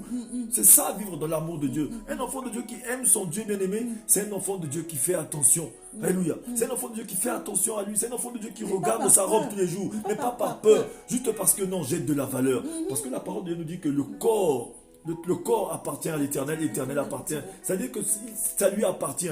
Lorsque tu entretiens ton corps, lorsque tu t'entretiens, mais tu es déjà en train de respecter ton Dieu. Tu es en train de le respecter parce que c'est lui qui a créé. Parce que la parole nous dit aussi que le Seigneur détruira au dernier jour celui qui détruit son temple. Ouais, Alléluia. C'est pourquoi notre corps est le temple du Seigneur. Nous devons, lorsque tu entretiens ton corps, lorsque tu fais attention à toi, parce qu'un enfant de Dieu qui aime son Dieu, qui aime son Père, il fait attention à son... Il ne va pas se souiller. Non. Parce qu'il sait qu'il a de la valeur. Tu as de la valeur. Nous avons de la valeur aux yeux de l'Éternel. Alléluia. C'est que si nous aimons dire aux enfants de Dieu ce soir, vous allez voir que le Seigneur qui est Dieu, c'est un Dieu qui aime, comme nous avons dit tout à l'heure, Jean 3,16 nous le dit, c'est un Dieu qui a plein d'amour. Il t'aime tel que tu es. Malgré ta position, comme l'apôtre Paul a dit, il y a un autre mystère qui est ici, qui est dans le livre de Éphésiens, je crois, Éphésiens 6, verset 3, je pense, ou 3, verset 6. L'apôtre Paul va nous dire qu'il y a un autre mystère qui est ici, que même les païens sont co-héritiers du Christ. Alléluia, par les évangiles. C'est-à-dire que l'amour de Dieu nous conduit à ce que même toi qui es païen, toi qui te considères comme un pécheur, ce soir j'aimerais te dire que Dieu il t'aime. Dieu il t'aime, il a préparé quelque chose de merveilleux pour toi, bien-aimé. Même si tu es tombé dans le péché, même si tu vis dans le péché, tu peux encore prendre une décision aujourd'hui de sortir du péché. Parce que Dieu a horreur de certaines choses. Alléluia. Vous allez voir que ce Dieu-là, il est amour, mais il déteste certaines choses. Son amour le conduit à ce qu'il ne peut pas vivre avec le péché. C'est pas possible. Même s'il nous aimait comment, il ne peut pas s'approcher de nous comme il a dit au peuple d'Israël. Moïse, ce peuple a le cou raide, l'orgueil. L'orgueil nous sépare souvent du Seigneur. Sa main n'est pas courte pour nous toucher. C'est-à-dire que ce qui nous sépare de l'amour de Dieu, souvent, c'est l'orgueil. Ce qui nous sépare de l'amour de Dieu, c'est le manque. Ce sont ces choses-là que Dieu déteste. Mais nous allons les montrer à la fin pour finir. Nous allons lire d'abord ce passage. Éphésiens, tu m'as dit Éphésiens 6, verset 3. Je pense que c'est ça. Éphésiens 3, 6. Alléluia. Ce mystère c'est que les non-juifs sont cohéritiers des juifs, qu'ils forment un corps avec eux et participent à la même promesse de Dieu en Jésus-Christ par l'évangile. Amen. C'est-à-dire que tous nous partageons le même, c'est-à-dire que le même héritage par les évangiles. C'est-à-dire que même toi qui te considères comme pauvre pécheur, toi qui crois que non, parce que non, c'est les autres qui sont bien, les autres, mais moi je ne suis pas bien. Je voudrais me dire à une personne que Dieu nous aime. L'amour de Dieu pour nous ne changera jamais. Mais c'est notre amour pour Dieu qui se refroidit parce qu'on commence à mettre d'autres choses à la place de Dieu. Exactement. On commence à faire les choses de Dieu par habitude. Parce que nous avons l'esprit de mérite. Bien aimé, le Seigneur, il nous aime. Amen, il a dit qu'il sera avec nous jusqu'à la consommation de tous les temps. Mais ce même Dieu-là, parce qu'il a horreur du péché, il déteste certaines choses qui nous séparent de lui. Je vais lire ces choses qui se trouvent dans le livre de Éphésiens 6, de Proverbes 6 à partir du verset 16 qui nous dit ceci. Il y a 6 choses pour lesquels l'Éternel a de la haine, et même 7 qu'il a en horreur. Les yeux hautains, la langue trompeuse, les mains qui répandent le sang innocent, le cœur qui médite les projets injustes, alléluia, et les pieds qui se hâtent de courir au mal, les faux témoins qui profèrent des mensonges, et celui qui déchaîne des querelles entre frères. Bien aimé, je pense que ce passage-là, j'aimerais que tous nous puissions méditer dessus. Alléluia. Le passage du Proverbe 6, verset 16. Alléluia. Proverbe 6, verset 16, qui nous dit ceci. Parce que le Seigneur qui est amour, il déteste certaines choses. Et ce sont ces choses-là que nous pratiquons tous les jours. Et ce sont ces choses-là qui divisent nos pays. Ce sont ces choses-là qui divisent nos familles. Ce sont ces choses-là qui nous divisent des autres bien-aimés. Je vais le relire encore. Qui est le livre de Proverbe 6, verset 16. Il y a 6 choses pour lesquelles l'Éternel a de la haine. Et même 7 qu'il a en horreur. Les yeux hautains, la langue trompeuse, les mains qui répandent le sang innocent, alléluia, le cœur qui médite des projets injustes, les pieds qui se hâtent de courir au mal, le faux témoin qui profère des mensonges et celui qui déchaîne des querelles entre frères. Bien-aimés, je pense que beaucoup de nous pouvons nous retrouver dans cela. Nous nous retrouvons tous dans ça. Les yeux hautains. L'orgueil, l'arrogance, bien-aimée, la langue trompeuse. Ces choses-là nous séparent du Seigneur, nous séparent de l'amour de Dieu. Parce que l'amour de Dieu pour nous ne finit jamais. Sa main ne nous a jamais quittés. Mais c'est nous-mêmes qui nous séparons de lui par ce genre de choses. Alléluia. Les mains qui répandent le sang des innocents. Les mains qui répandent le sang innocent. Il y en a d'autres qui vont dire que non, mais moi je n'ai pas poignardé personne. Moi je n'ai jamais tiré de fusil. Mais bien aimé, par ta langue. Par ta langue, tu as tué. Et peut-être même que tu as comploté parce que tu as peut-être trahi quelqu'un, on l'a assassiné. Alléluia. Le Seigneur est en train de parler à une personne aujourd'hui. Nous ne nous aimons pas assez. Il y a beaucoup de sang qui a coulé peut-être parce que tu as juste dit quelque chose, tu as trahi, alors que tu as vu la chose arriver, bien aimé, tu es complice. Nous sommes souvent complices de ces choses qui se passent, de ces génocides, de ces choses qui se passent, le sang des innocents, bien aimés, nous sommes souvent complices. Parce que nous avons vu, mais qu'est-ce que nous avons fait? Parce que souvent quand on voit, dit non, ça ne me concerne pas. Bien aimé, nous sommes tous concernés. Tu as vu, mais si tu ne dis rien, c'est que tu es concerné. Le Seigneur nous demandera tous des comptes un jour. Alléluia. Nous sommes tous concernés. Lorsque nous voyons le sang couler, nous ne devons jamais fermer notre bouche, bien aimé. Nous devons faire du bien jusqu'à la fin. Même si nous restait une seconde pour vivre, même si nous devons y laisser notre vie, nous devons faire du bien. Amen, amen. Alléluia. C'est ce que le Seigneur nous dit. Le sang innocent a coulé alors que tu as vu, tu pouvais faire éviter cela. Mais qu'est-ce que nous avons fait? Et la parole nous dit aussi, le cœur qui médite des projets injustes. Le cœur. Alors que la parole nous dit dans le livre d'Ésaïe 26 au verset 3, à ceux qui sont, à celui qui a de bonnes, à celui qui est ferme dans ses intentions, Dieu lui assure la paix. Aujourd'hui, une personne qui a des projets injustes dans son cœur manque de paix. Tu dors la nuit, tu dors, tu vois des rêves bizarres. Tu dors la nuit, tu n'arrives pas à fermer les yeux. Tu n'éteins jamais la lumière parce que toi-même, tu sais, tous, bien aimés, nous savons là où nous sommes tombés. Alléluia. Le sommeil nous manque parce que nous savons que nous avons mis la main quelque part. Nous connaissons les projets qu'il y a dans notre cœur. Alléluia. Parce que le Seigneur, il voit les cœurs. Les pieds qui se hâtent de courir au mal. Oui. C'est-à-dire que tu es le premier à les médire. On peut résumer ça comme ça. On peut expliquer ça comme ça. Tu es la première. C'est-à-dire que dans la nouvelle n'est pas encore arrivée que toi, tu es déjà parti l'annoncer. Faire le mal. Amen. Et le dernier. Le faux témoin qui profère des mensonges. Des fois, ta parole, en fait, ton faux témoignage Quand on dit faux témoignage, il faut aussi voir, comme l'évangile nous l'enseigne souvent, les demi-vérités aussi sont des faux témoignages. Tu connais la vérité en totalité, mais tu ne la dis pas. Et ce faux témoignage, en fait, fait couler le sang des innocents. Ou bien où tu as la vérité, mais tu n'oses pas le dire, où tu préfères te taire, où tu utilises cette vérité comme moyen de pression, qui va faire que demain, le sang de l'innocent va tomber. Même pire encore, tu te retrouves quelque part. Tu sais qu'on a accusé quelqu'un injustement. À tort, mais tu ne dis rien. Juste parce que ça t'avantage, c'est à ton avantage et tu ne dis rien, bien-aimé. Mais bien aimé, le Seigneur veut que nous puissions dénoncer ces choses-là. Une personne qui vit dans l'amour de Dieu. Parce que l'amour de Dieu, tu ne peux pas aimer seulement Dieu sans aimer les gens qui sont autour de toi. Tu ne peux pas aimer Dieu et voir qu'on est en train de faire du mal et tu ne dis rien. Parce que ça t'arrange. Parce que cette personne, lorsqu'on l'a accusée à tort, et cette personne ne sera plus là quand tu as pris sa place. Parce que le plus souvent, nous croyons que c'est lorsque cette personne ne sera plus là qu'on sera en paix. C'est à ce moment-là que la paix va nous quitter, bien aimé. Alléluia. La parole de Dieu est en train de parler à une personne. Si on a entendu, l'amour de Dieu doit nous conduire à chercher à faire que du bien autour de nos bien-aimés. Ne cherchons pas l'approbation des hommes, ni ne cherchons pas que l'approbation de Dieu, mais recherchons, bien-aimés, à être approuvés par Dieu. Pour être approuvé par Dieu, il faut être agréable à ce Dieu-là. Alléluia. Il faut être agréable à ce Dieu-là. Vivons dans l'amour du Seigneur. Aime Dieu plus que tout. Mais je pense que beaucoup d'enfants de Dieu ont ce problème. Quand on entend parler de amour de Dieu, on a des difficultés de comprendre, mais l'amour de Dieu, mais on parle amour de Dieu, mais je vais faire comment? Bien-aimé, si tu ne ressens rien, la parole nous dit dans le livre de Jacques 1 au verset 5, c'est ça, qui nous dit que celui qui manque de connaissance demande à Dieu. Si tu manques de connaissance, demande à Dieu. Seigneur, donne-moi la connaissance, comme Daniel a demandé à Dieu. Et Dieu lui a fini par lui donner la connaissance 10 fois plus que les devins. Demande à Dieu la connaissance. Même Salomon, qui était le fils de David, qui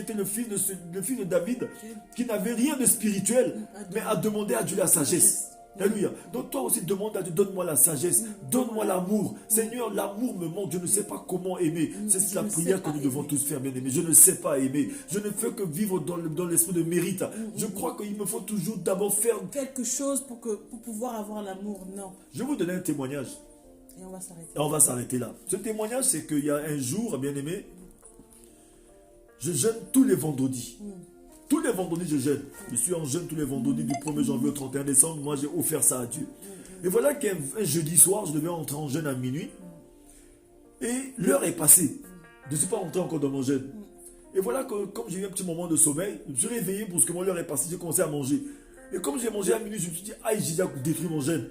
Et ça fait que j'étais mal. Mais pendant que je dormais, le Seigneur venait me parler.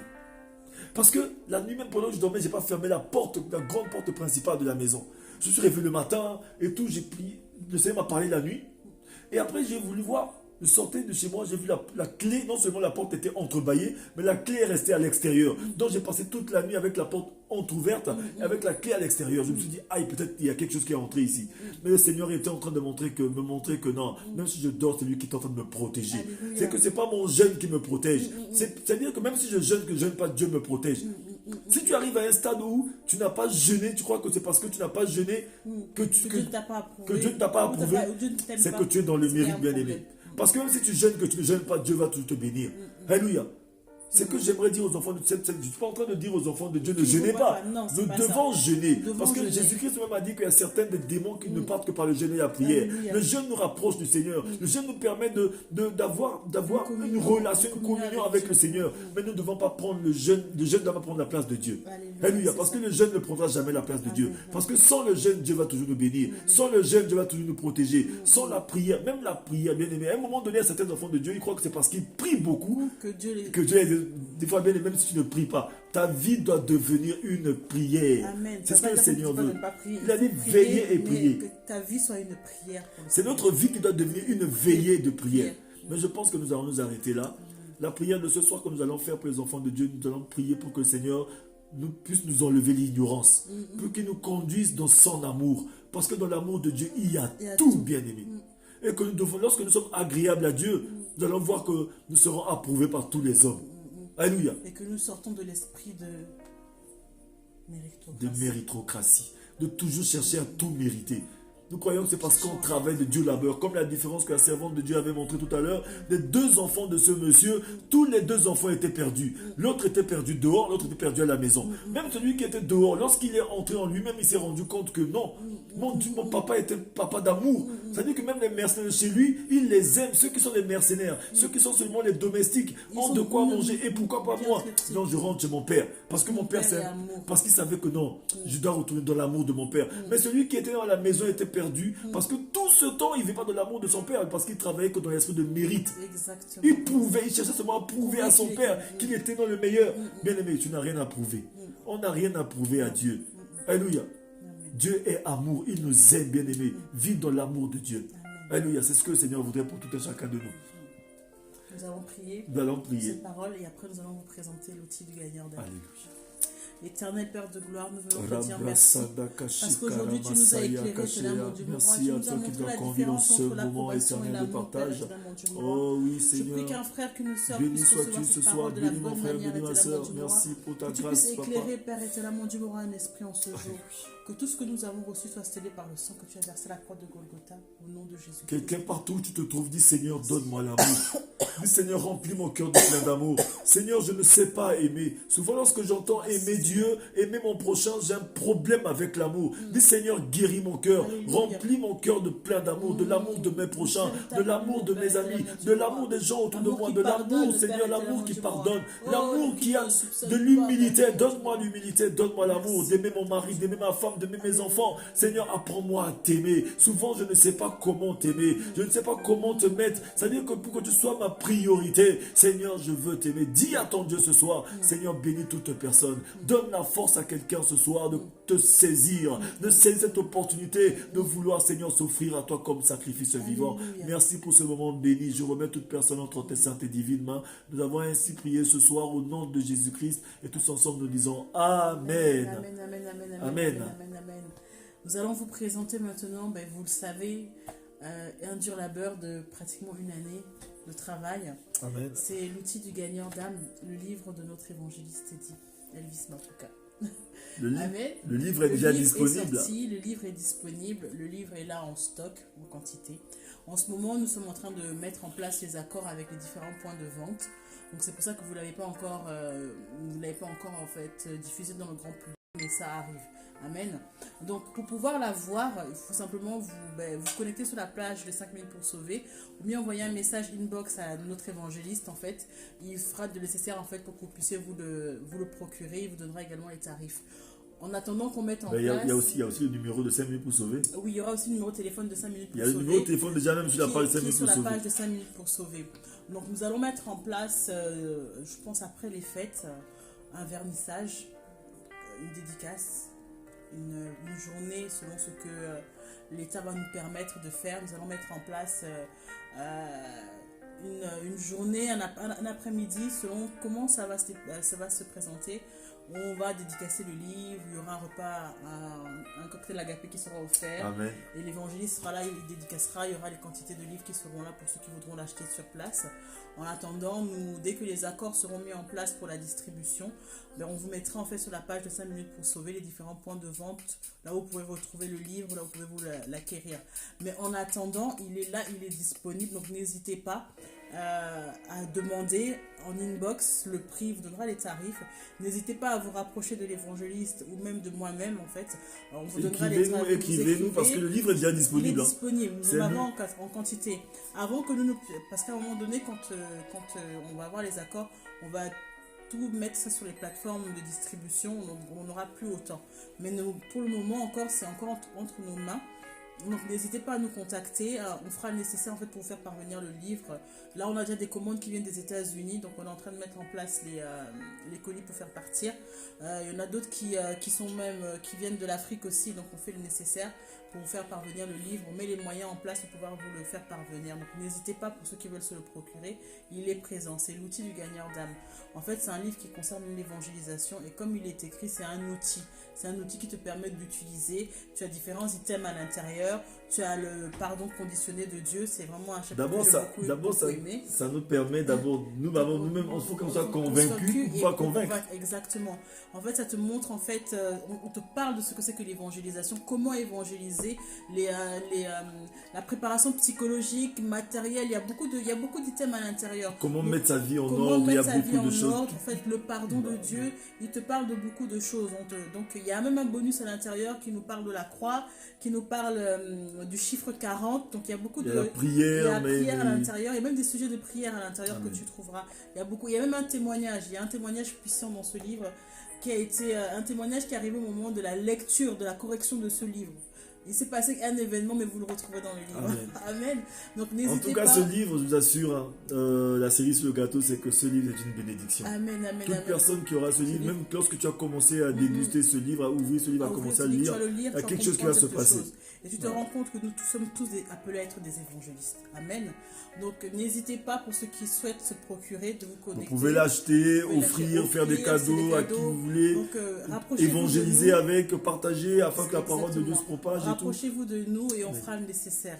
Donc il est disponible. Comme vous voyez derrière, on a déjà préparé le roll-up pour pouvoir préparer la soirée de vernissage ou l'après-midi de vernissage selon ce que le Seigneur va mettre en place. Et surtout, j'aimerais aussi mettre un point, que le Seigneur bénisse aussi mon frère Patrick Guerrero.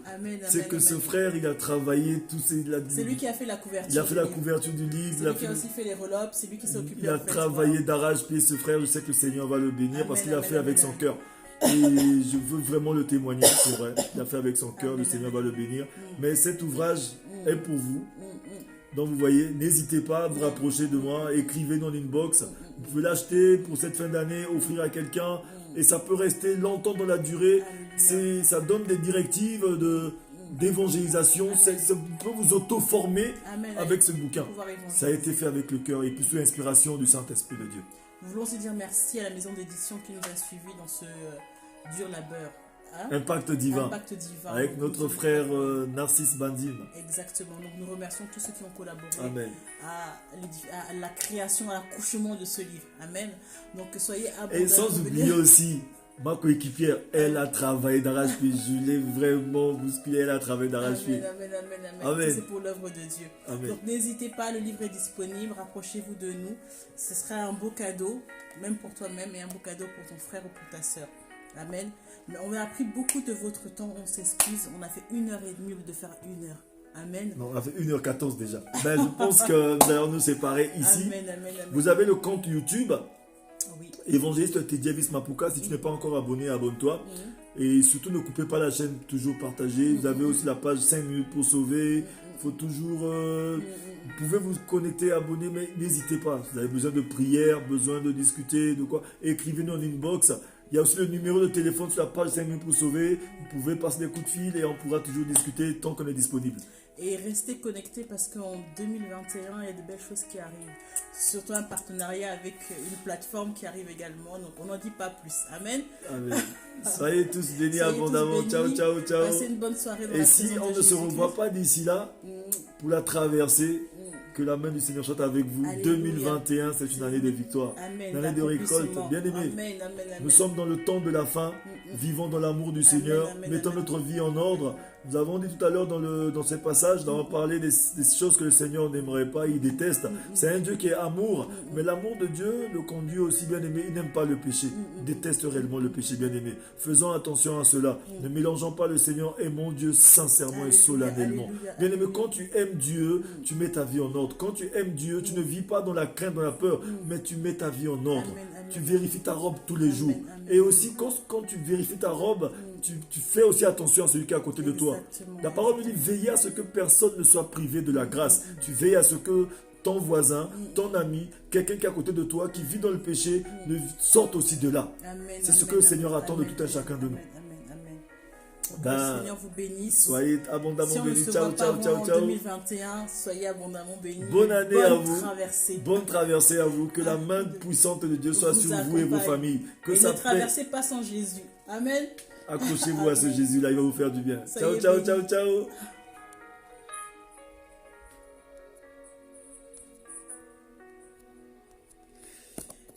On ne veut pas vous quitter.